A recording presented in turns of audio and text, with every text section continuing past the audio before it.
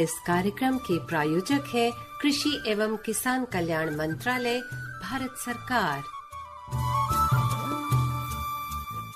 प्रधानमंत्री किसान मान धन योजना। मिलेगा पेंशन का सहारा, कृषक ना होगा बेसहारा। जुड़ेगा खुशियों से नाता, कटेगा सुख से बुढ़ापा। सुरक्षित होगा अन्नदाता, सुरक्षित होगा अन्नदाता। प्रधानमंत्री किसान मान धन योजना से लघु सीमांत किसानों का भविष्य होगा सुरक्षित और 60 वर्ष की आयु से 3,000 रूपए मासिक पेंशन होगी सुनिश्चित। 55 रूपए से 200 रूपए की मासिक किश्त देकर प्रवेश कर सकते हैं। 18 से 40 वर्ष तक के किसान इस अंशदायक योजना में सरकार देगी बराबर का योगदान। सभी किसान भाई बहन इस योजना के लाभ के लिए जन सेवा केंद्र में जाएं और अपना निशुल्क नामांकन कराएं। प्रधानमंत्री किसान मान धन योजना, अन्नदाता के परिश्रम को संबल, पेंशन से सुरक्षित उनका कर। कृषि एवं किसान कल्याण मंत्रालय, भारत सरकार द्वारा जनहित में जारी। सभी किसान भाई बहनों को मेरा नमस्कार। मैं हूं सुषमा, आपके साथ किसान की बात कार्यक्रम लेकर हाजिर हो गए हैं। और सिर्फ मैं नहीं, मेरे साथ एक्सपर्ट भी हैं और मेरे साथी हैं जो हमेशा आपके साथ होते हैं, विनोद कुमार जी। तो हम सभी आपका स्वागत करते हैं। और एक्सपर्ट जो हैं वो अक्सर आपके लिए बहुत सारी अच्छी अच्छी जानकारियां देते हैं, किसानों के से जुड़े हुए, उनके खेतों से, फसलों से और भी बहुत सारी चीजों से। तो आज जो विषय होगा विनोद, वो है हमारे जो प्रधानमंत्री जी हैं, उन्होंने भी बहुत जोर दिया है, क्योंकि ये पूरा साल जो है हम मिलेट्स के ऊपर ही सेलिब्रेट कर रहे हैं। बिल्कुल, मोटे अनाज। मोटा अनाज। और मोटा अनाज कितना जरूरी है हमारी हेल्थ के लिए, हम सभी इस चीज को अच्छे से जानते हैं, वाकिफ भी हैं। लेकिन बस इस चीज को अप्लाई करना बहुत जरूरी है।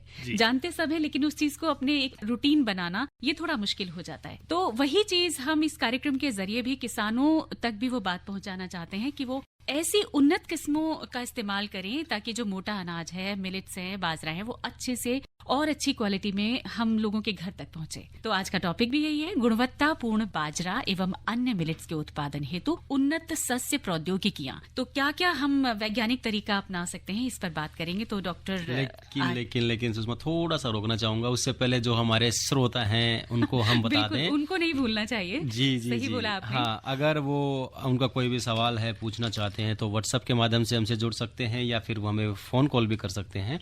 और जो व्हाट्सएप के माध्यम से जो श्रोता जुड़ना चाहते हैं वो हमें डायल कर सकते हैं, या फिर अपना मैसेज हमें अपना नाम लिख के भेज सकते हैं 9868886853 पर। बिल्कुल, 9868868753 ये व्हाट्सएप नंबर है। और कॉल भी कर सकते हैं। हाँ बिल्कुल, जो कॉल करने चाहते हैं वो नंबर है हमारा 23421608। बिल्कुल। और डॉक्टर RS बाना जी हैं, प्रधान वैज्ञानिक, सस्य विज्ञान संभाग, भारतीय कृषि अनुसंधान संस्थान, नई दिल्ली में। तो बाना जी, आपका हम बहुत बहुत स्वागत करते हैं। जी, बहुत बहुत धन्यवाद। तो आज का जो टॉपिक है, आपको पता ही है कि बाजरा और मिलेट्स की हम बात कर रहे हैं। तो इसमें किसानों के लिए कौन कौन सी ऐसी फसलें हैं या कौन कौन से ऐसे मिलेट्स हैं जो कि हम शामिल कर सकते हैं इसके अंदर? जी, सबसे पहले मैं ये बताना चाहूंगा कि ये जो 2023 है, ये बहुत ही उन्नत वर्ष है, एक अमृतकाल का वर्ष है। इसमें पूरी दुनिया में अंतर्राष्ट्रीय मिलेट वर्ष के रूप में मनाया जा रहा है, ताकि हम जो ये गुणवत्तापूर्ण अनाज है जिसको हमने खाना छोड़ दिया था, और अब सरकार उसको कह रही है कि अन्न श्री है, तो ये हमें जरूर इसको अपनाना चाहिए। और जो अन्नों में सबसे महत्वपूर्ण है, इसको अपनाना चाहिए। 8 प्रकार की मिलेट्स भारत में होती है। मोटा अनाज देखने में बहुत छोटा होता है, पर इसमें इतना रेसा होता है कि ये गुणवत्ता में आपके शरीर की प्रोटीन और जो अन्य पोषक तत्व हैं, आयरन है, कैल्शियम है, विटामिन बी है, उनका भरपूर स्रोत है और ऊर्जा का स्रोत है। तो सही मानव पोषण के लिए और साथ ही साथ हमारा जो पशुधन है उसके भी गुणवत्तापूर्ण चारे के लिए सारी मिलेट्स जानी जाती है। 8 प्रकार की मिलेट्स होती है। मुख्यतः इनमें बाजरा, ज्वार और रागी 3 ऐसी है जिनका काफी बड़ा क्षेत्र है। इसके अलावा 5 मिलेट्स है जो बहुत छोटी मिलेट्स उनको बोलते हैं, छोटे कद्दन अनाज, जैसे कि कोदो हो गया, सावा हो गया, चेना हो गया, कुटकी हो गया। तो ये इस तरह से 8 मिलेट्स है जिनको हम निर्भर करते सीमित क्षेत्र, पहाड़ी क्षेत्रों में इस तरह से उगाया जाता है। रागी का कुछ क्षेत्र है, कर्नाटक क्षेत्र है, वहाँ पे ही ज्यादा प्रसिद्ध है। बाजरा लगभग पूरे पश्चिमी भारत, उत्तर भारत में फेमस है। इसी तरह ये ज्वार है, ये भी लगभग अखिल भारतीय फसल है, परंतु पिछले 4-5 दशक में हमने इनको खाने में धीरे धीरे कम करते करते एक तरह से इनका स्वाद हम भूलने की तरफ बढ़ गए थे। तो ये एक सही समय है कि इसमें जागरूकता लाई जाए। इनकी जो खाने की गुणवत्ता है उसको पहुंचाया जाए ताकि हम लोग उसका फायदा उठाएं और हमारा सही पोषण हो सके। और एक भ्रांति और भी है इसमें डॉक्टर साहब कि मोटे अनाज की जब बात आती है, अब सर्दियों का मौसम है, हमें लगता है कि भाई सर्दी आ गई तो हम बाजरे पे या फिर जैसे मक्का है इन पे हम चले जाते हैं, लेकिन जब गर्मियां आ जाएंगी तो क्या तब भी हमें ये चीजें ग्रहण करनी है? जी, ऐसा कोई नहीं है कि बाजरा या ज्वार है गर्मियों में नहीं खाते, गर्मियों में भी खाया जा सकता है गर्मियों में। और जहाँ पे परंपरागत रूप से बाजरे के आधारित ही खाने पे लोग रहते थे, जैसे कि आपके पश्चिमी राजस्थान के कुछ क्षेत्र हैं, तो वहाँ पे भी गर्मी के मौसम में बाजरे के भिन्न प्रकार के व्यंजन बना के, बाजरे की राबड़ी है वो ठंडी तासीर समझते थे। भिन्न प्रकार के व्यंजन होते हैं, बिस्किट होते हैं, लड्डू होते हैं, तो इस तरह से प्रसंस्करण करके हमारे बाजरे को हम वर्ष भर खा सकते हैं। बिल्कुल, जो अन्य मिलेट्स है उनके साथ भी ऐसा ही है, आप वर्ष भर इनको खा सकते हैं।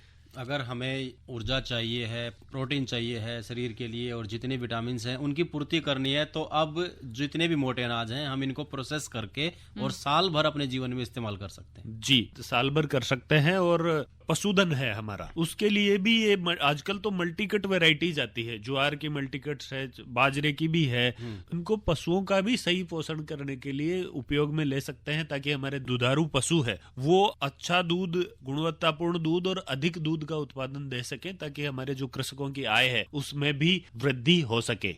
अभी जैसे बात आई कि भाई आय अगर दोगुनी करनी है या वृद्धि हमें करनी है, तो कहीं ना कहीं एक चीज और बताइए, जो और हमारी परंपरागत फसलें हैं उनके मुकाबले मोटे जो अनाज हैं उनमें जो हमारा दवाई का खर्चा होता है या फिर इसमें जो रसायन हम इस्तेमाल करते हैं उनका खर्चा मेरे ख्याल से बहुत कम होगा। जी, तुलनात्मक रूप से देखा जाए तो ये जितने भी मिलेट्स हैं, हमारे मोटे अनाज है, ये जलवायु सहनशीलता में भी ज्यादा मजबूत हैं।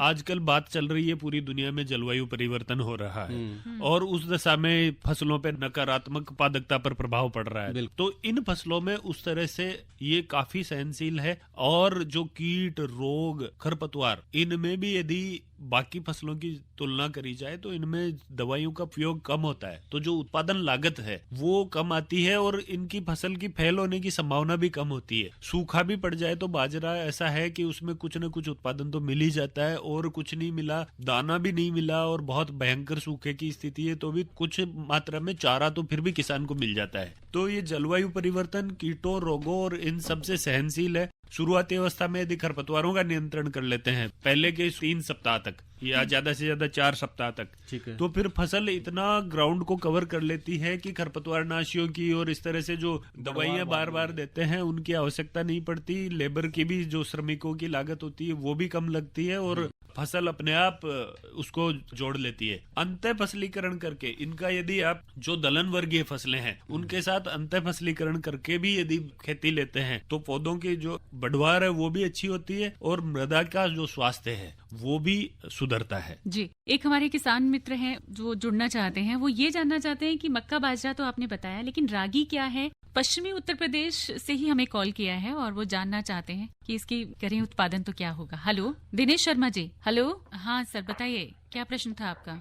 मेरा प्रश्न ये था मैम कि डॉक्टर साहब से पूछना, जैसे ज्वार, बाजरा, कंगनी, ये सब चीज तो हम जानते हैं और लगभग थोड़ा थोड़ा हम बोते भी हैं, लेकिन ये रागी क्या है? रागी की बताने की कृपा करें ताकि आगे से हम भी मतलब इसको अपने खेत में ला। तो डॉक्टर साहब सवाल है उनका, पूछ रहे हैं कि ज्वार है जैसे बाजरा है वो इस्तेमाल करते हैं, लेकिन उनको अभी वो थोड़ा सा एक संशय में है, रागी क्या है और कैसे इसको उगाना है और अपने जो भोजन में अगर इसको इस्तेमाल करें तो कैसे इसको इस्तेमाल कर सकते? जी, और भी मिलेट्स की बात करी, ये कुछ क्षेत्रों में ही होती है। यदि रागी यहाँ पे उगाना चाहे तो ऐसा नहीं है कि रागी का उत्पादन नहीं होगा, तुलनात्मक रूप से हो सकता है कि कम हो, पर ये ट्राई कर सकते हैं। और उत्तर प्रदेश के और जो उत्तराखंड में एक हमारा ICAR का संस्थान है, वहां से तो रागी की बहुत सारी किस्में निकली है, जैसे कि VL 480, VL 380 है, 179 है, 376 है, VL 400 है, और तो ये सांवा है, तो पहाड़ी क्षेत्रों में होता है, ऐसा नहीं है। और रागी आप एक तरह से समझ लीजिए कि बाजरे की ही तरह की एक फसल है जो साधारणतः कर्नाटक और उसके जुड़े हुए जो दक्षिण भारत के क्षेत्र है वहां पर बहुतायत से होती है और वो भी एक गुणवत्तापूर्ण अनाज है। उसका भी यदि आप रोटी के रूप में भी उपयोग कर सकते हैं, भाकरी बनाते हैं रागी की, उसके अलावा उसका दलिया बनाया जाता है, लड्डू भी रागी के बनाए जाते हैं, जलेबी और अन्य प्रकार की मिठाइयों में भी वहाँ पे बताते हैं कि रागी का कुछ अंश मिलाकर और वो खाने को और ज्यादा लजीज बनाया जाता है। तो इस तरह से इसको खाने में उपयोग ले सकते हैं। यहाँ बाजरे के साथ मिलाकर या गेहूं के आटे के साथ मिलाकर भी उत्तर प्रदेश में आप उसको खा सकते हैं। जी देखिए, बाजरा है, मक्का है, हम सेपरेट तो हम इनका इस्तेमाल करते हैं, लेकिन अगर कॉम्बिनेशन हो सबका तो वो मल्टीग्रेन अनाज जिसे कहते हैं वो भी बहुत हेल्दी होता है, तो उसको भी इस्तेमाल करें। अब इनका जो हमारे कॉलर थे, इनका प्रश्न था कि हम अपने एरिया में जो किसान भाई हैं, रागी सूटेबल है क्योंकि ये पश्चिमी उत्तर प्रदेश की बात कर रहे हैं, कुछ होता है ऐसा, या वहाँ की जो भूमि है वो इस तरह का एडॉप्शन जो है उसका नहीं हो पाता, कुछ ऐसी प्रॉब्लम तो नहीं है उस नहीं, ऐसी कोई बहुत बड़ी प्रॉब्लम नहीं है कि मिलेट्स इस एरिया में नहीं होगी। यदि आज के 4 दशक पहले चले जाएं तो हमारे यहाँ पे इस पश्चिमी उत्तर प्रदेश में बाजरा होता था, और जिस क्षेत्र में बाजरा होता है वहाँ पे रागी हो सकती है, ऐसा कोई नहीं है, ज्वार भी हो सकता है, मक्का भी हो सकता है। पर अभी क्या हुआ कि पिछले कुछ सालों में जो एक तरह से हमारा जो खाने की जो पद्धति थी उसमें परिवर्तन हुआ, हम जो दूसरे अनाज थे उनको खाने लग गए, और ये जो हमारी परंपरागत फसलें थी, मोटे अनाज थे, वो उनको हम छोड़ते गए। तो इस क्षेत्र में ये फसलें ये लगा सकते हैं और खाने में उपयोग ले सकते हैं। ये धीरे धीरे समय अनुसार चारे की फसलें ही बन के रह गई थी, तो इनको जरूर वापस आवश्यकता है अब हम इनको भोजन वाली, खाने वाली फसलें बनाए, अनाज वाली फसलें बनाएं, और इसीलिए ये अन्न श्री और अंतर्राष्ट्रीय मिलेट वर्ष मनाया जा रहा है ताकि आपको जागरूक किया जा सके। बिल्कुल, और पुराने जो लोग हैं वो तो अभी भी इसको इस्तेमाल करते हैं, लेकिन जो नई पीढ़ी आ रही है वो एक्सेप्ट नहीं करती इसे जल्दी से जी। तो उनको जागरूक करना बहुत जरूरी है। बहुत बढ़िया सुषमा, आपने सही कहा, लेकिन उसमें एक चीज और भी है, जो मेहनत होती है ना मोटे अनाज के साथ काम करके या फिर उसको साफ सुथरा करके खाने योग्य बनाने के लिए,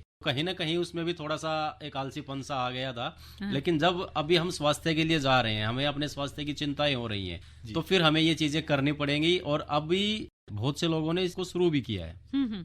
बिल्कुल, और शुरुआत ऐसी होनी चाहिए कि एक बार चलन में आ जाए, यानी ये हमारी हैबिट हो जाए, रूटीन बन जाए हमारा जी, मोटे अनाजों का इस्तेमाल। तो हम अपने टॉपिक पर ही आते हैं कि किसान किस तरह से इसका कुछ नयापन लेकर आए कि उसका प्रोसेस भी बढ़े, उसमें एक नया प्रोडक्ट निकल कर आए, या कौन कौन सी ऐसी किस्में लेकर आए जिसकी डिमांड ज्यादा बढ़ती हो।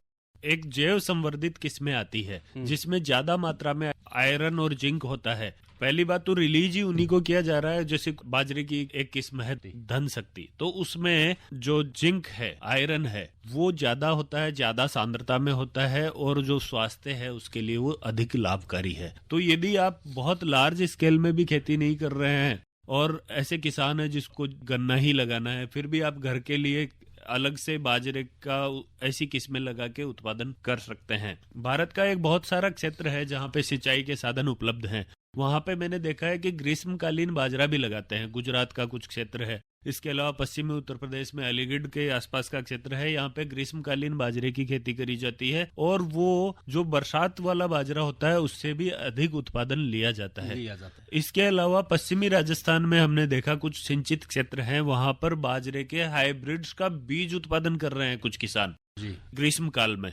तो इस तरह के जो नवाचार हैं उससे बीज उत्पादन से अधिक आय तो मिलती ही है, और खुद के लिए जो बीज का खर्चा होता था वो अपने घर पे ही उसने उत्पादित कर लिया ग्रीष्म काल में बाजरे की खेती करके। इसी तरह ग्रीष्म काल में जो पशुधन है उसके लिए चारे वाली कुछ किस्में हैं, जैसे कि AVKB 2 है, AVKB 19 है, PCH 164 है, इस तरह की किस्में, राजस्थान बाजरा चरी 2 है। तो ये है वो चारे वाले बाजरे के लिए। अभी इनका जैसे ही ये रबी की अगेती वाली फसलें कटेगी और खेत खाली होंगे आलू के, गन्ना के, सरसों के, तो उसके तुरंत बाद चारे वाली बाजरे की खेती करी जा सकती है। और जिन क्षेत्रों में ग्रीष्मकालीन बाजरा उगाते हैं वहाँ पे ग्रीष्मकालीन बाजरे की खेती का अभी बिल्कुल समय आने वाला ही है।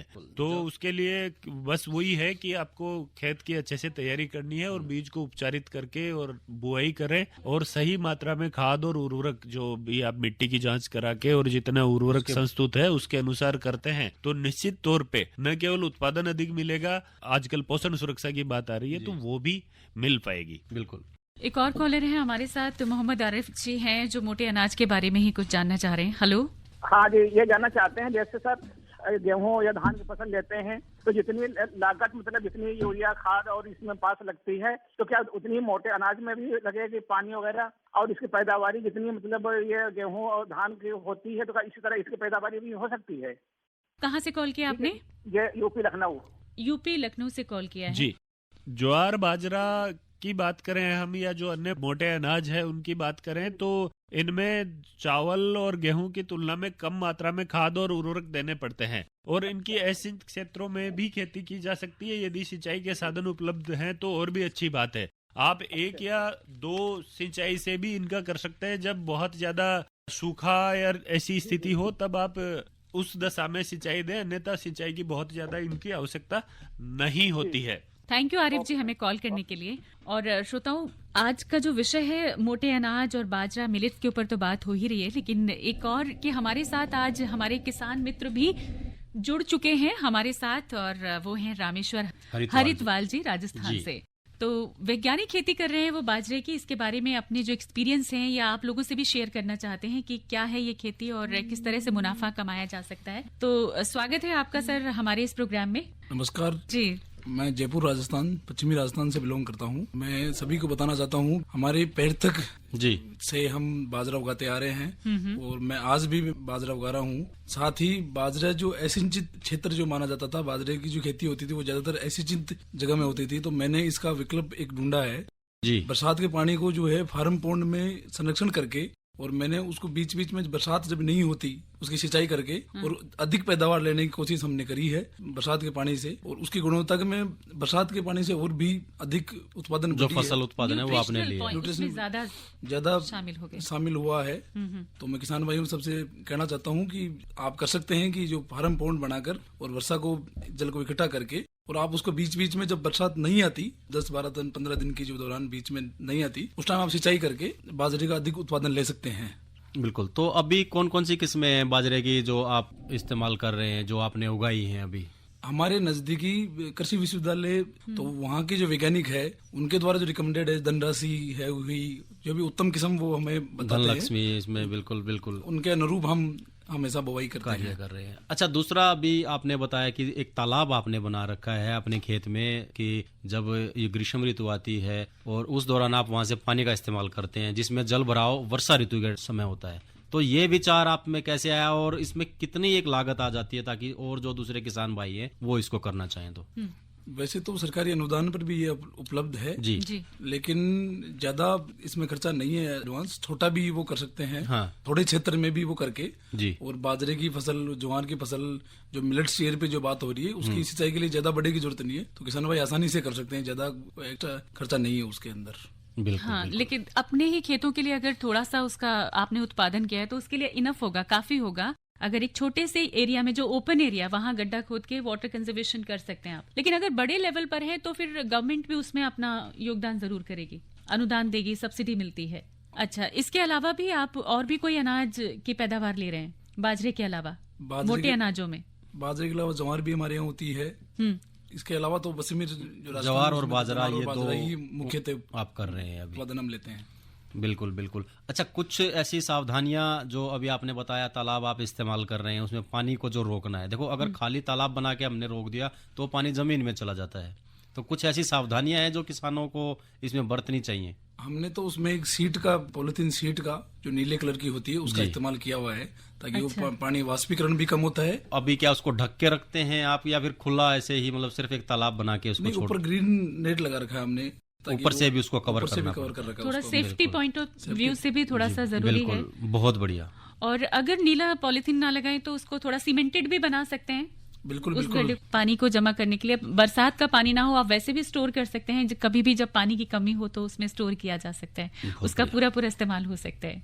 जी रामेश्वर जी, आपने बहुत ही अच्छी बात बताई और हमारे किसान मित्र के रूप में आज हमारे स्टूडियो में भी आए और शामिल हुए, इसके लिए आपका बहुत बहुत धन्यवाद। गवर्नमेंट जिस चीज को बढ़ावा दे रही है तो हम सब किसानों के लिए आप क्या कहना चाहेंगे, क्योंकि वक्त भी हमारे पास बहुत सीमित होता है। जी, मैं ये कहना चाह रहा हूँ कि एक तो ना अपने को सही तरीके से सही जानकारी लें। आप सब कृषि विश्वविद्यालय और केवीकेज से जुड़े, आईसीआर के संस्थानों से जुड़े, और यदि आप इसमें सही तरीके से पोषक तत्व प्रबंधन करते हैं, उन्नत किस्मों का उपयोग करते हैं, तो आजकल जो भी किस्में आ रही है वो रोगों से रोधित होती है, तभी उनको रिलीज कर रहे हैं। तो जो नवीन फसलें हैं, नवीन किस्में हैं, उनका उपयोग करें। इसमें जो भी संस्तुत बीज दर है, जैसे कि बाजरे के लिए 4 किलो प्रति हेक्टर है, वो ही उपयोग करें। ज्वार के लिए 8 से 10 किलो प्रति हेक्टर है, तो उतनी ही मात्रा में प्रयोग करें। और कई बार क्या होता है कि मिलेट्स को ऐसे थोड़ा सा हल्के में लिया जाता है, जैसे कि अभी फोन पे भी बात कर रहे थे, तो इनकी छींटक के बुआई कर देते हैं, तो वो गलत है। हमेशा कतारों में बुआई करें ताकि खरपतवारों का प्रकोप भी कम हो और पौधों में आपस में प्रतिस्पर्धा ना हो। तो इनकी जो संस्तुत दर है कतार से कतार की, जैसे कि बाजरे में 45 सेंटीमीटर है और जो छोटी बढ़ने वाली मिलेट्स है उनमें 30 सेंटीमीटर की दूरी पे बुआई करी जाती है। तो वो उसी तरह से कतारों में ही बुआई करें ताकि आपसी प्रतिस्पर्धा ना हो पौधों में, और सही पोषक तत्व प्रबंधन करें। इनमें कम पोषक तत्वों की आवश्यकता होती है। ऑर्गेनिक रूप से भी खेती करें, जैविक खेती, उसमें भी मिलेट्स में ज्यादा फायदेमंद हो सकता है, क्योंकि इनकी जो पोषक तत्वों की मांग है वो बहुत अधिक नहीं होती है। लगभग 10 टन गोबर की खाद भली प्रकार से सड़ी हो तो 1 हेक्टर के लिए काफी है। तो जैविक पाद हैं, उनका यदि आप सही तरह से प्रसंस्करण करके और विपणन करते हैं तो ज्यादा मूल्य भी मिलेगा और लाभ में भी वृद्धि होगी। तो इस तरह से इन चीजों का ध्यान रखें। आजकल एफपीओ की एक कॉन्सेप्ट आई है, किसान मिलकर अपना एफपीओ बनाए। जो हमारे साथी हरितवाल किसान अभी है, इन्होंने भी एफपीओ बनाया है। ये मिलकर जो भी उत्पाद होता है उसका साथ में प्रसंस्करण करके और एक समूह में बेचते हैं, तो ये ज्यादा अच्छे से बार्गेन कर पाते हैं। तो इस तरह से जो भी हमारे और मिलेट ग्रोवर हैं वो भी इनपुट खरीदेंगे, खाद, बीज, दवाई, उसमें भी थोड़ी सस्ती मिलेगी यदि समूह में करेंगे तो, और बेचने में भी, क्योंकि एक आदमी तो बेचने के लिए जाएगा तो उसकी लागत बहुत बढ़ जाएगी। तो ये जो मिलेट्स है वो भी लाभ का सौदा बन जाएगी, और हम जो अन्य फसलें हैं अनाज वाली, उनसे ज्यादा लाभप्रद इनको बना सकते हैं। बिल्कुल डॉक्टर साहब, लाभ पर तो हम इनको बनाएंगे, और दूसरा इसके साथ साथ एक चीज है, जब हम स्वास्थ्य के लिए सोचते हैं जी, और ये हमारी मजबूरी भी है कि हमें इनको लाभप्रद बनाना ही होगा, क्योंकि हमारा जो खेत हैं, अब जब हम मिट्टी की बात करते हैं, जमीन की बात करते हैं, तो और जो दूसरी फसलें हैं उसमें फिर हम रसायन ज्यादा प्रयोग करते हैं, उर्वरक है उनका ज्यादा प्रयोग करते हैं, तो कहीं ना कहीं भूमि की जो तासीर है वो भी खराब हो रही है। जी, इसमें आप ये है कि जो भी मिलेट्स है, तो ज्वार बाजरा के जो हाइब्रिड्स है उनमें लगभग 80 से 90 किलोग्राम नाइट्रोजन प्रति हेक्टेयर, और जो संकुल किस्में हैं उनके लिए लगभग 60 किलोग्राम नाइट्रोजन प्रति हेक्टर के दर से 2 भागों में विभाजित कर दें, आधी बुआई से पूर्व और आधी जब फसल घुटनों की ऊंचाई के आसपास आ जाए तब देनी है। इसके अलावा फास्फोरस लगभग 40 किलोग्राम और उतनी ही मात्रा में पोटास बुआई के समय दें। आपके खेतों में अगर जिंक की कमी है या अन्य कोई सूक्ष्म पोषक तत्वों की कमी है तो उसके लिए जिंक सल्फेट या जो पोषक तत्व जिसकी कमी है वो बुआई से पूर्व भी दे सकते हैं, या सूक्ष्म पोषक तत्वों का बाद में पर्णीय छिड़काव भी कर सकते हैं। 0.05% का घोल बनाकर 400 लीटर पानी में मिलाकर और पौधों पर छिड़काव भी कर सकते हैं। तो इस तरह से जो हमारी मिट्टी है उसकी सेहत बनी रहेगी, और जो हम बार बार खाद और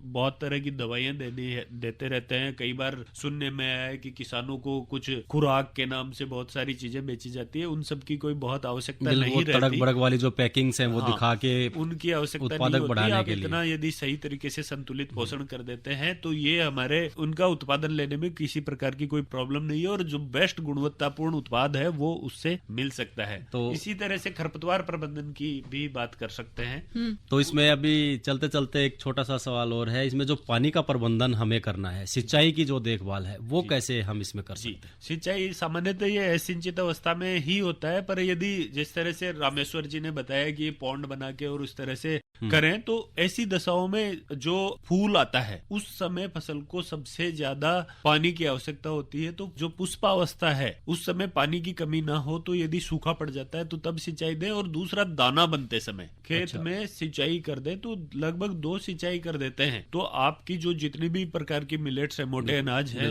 जहाँ पे मतलब हमारे पास सिंचित क्षेत्र है तो वहाँ पे तो 2 पानी हमें देने ही देने हैं इसमें, लेकिन असिंचित क्षेत्र जहाँ है तो वहाँ भी हमें 1 पानी का इसमें, या फिर जैसे वर्षा काल होता है तो उस दौरान हमें वर्षा पर निर्भर रहना पड़ता है। जी, उसके अलावा असिंचित क्षेत्रों में एक और कर सकते हैं, खरपतवार नियंत्रण हमेशा हाथ से निराई गुड़ाई करें, ताकि जो मिट्टी की ऊपरी परत टूट जाती है तो जो मृदा नमी है वो संचित रहती है। साथ में मिट्टी में वायु संचार बढ़ने से जो जड़ें हैं उनकी वृद्धि अच्छी होती है, तो ज्यादा गहराई से जो मिलेट्स है वो नमी को ले सकती है, पोषक तत्वों को ले सकती है। तो इस तरह से यदि जो निराई गुड़ाई हाथ से करते हैं, मिट्टी की ऊपरी परत तोड़ते हैं, उससे भी आप नमी संरक्षण और खरपतवार नियंत्रण कर सकते हैं। और जो दवाई में लागत लगती है खरपतवार नाशी खरीदने में, उस लागत से भी बचा जा सकता है। तो ये बड़ी ही अच्छी तकनीक है। कीट और रोगों की बात करते हैं तो यदि बीज उपचार करके यदि आप मिलेट्स की बुआई कर देते हैं तो कीट और रोगों का कोई बहुत अधिक प्रकोप नहीं होता है, क्योंकि बीज उपचार में क्या होता है, बहुत कम मात्रा में ही रसायनों का उपयोग होता है। बीज उपचार के लिए जो सही तरीका है वो है जो कवकनाशी है, उससे पहले बीज उपचार करें, जैसे कि थायरम है 2 ग्राम प्रति लीटर 2 से 3 ग्राम प्रति किलो बीज की दर से, और उसके बाद कीटनाशी से उपचारित करके बिजाई करें। बिल्कुल, बिल्कुल। बहुत ही अच्छी और विस्तार से आपने जानकारी दी डॉक्टर आर.एस. बाना जी आज मिलेट्स के ऊपर। और ये जो हम जानकारियां दे रहे हैं इससे बस एक फायदा तो बहुत जरूर होता है, क्योंकि सरकार के साथ हम किसान भाई भी जुड़ जाते हैं इसे आगे बढ़ाने के लिए। तो घर घर पहुंचे मिलेट्स और उसको बढ़ावा मिले। इसी के साथ मैं सुषमा और इजाजत लेते हैं। नमस्कार। इस कार्यक्रम के प्रायोजक थे कृषि एवं किसान कल्याण मंत्रालय, भारत सरकार।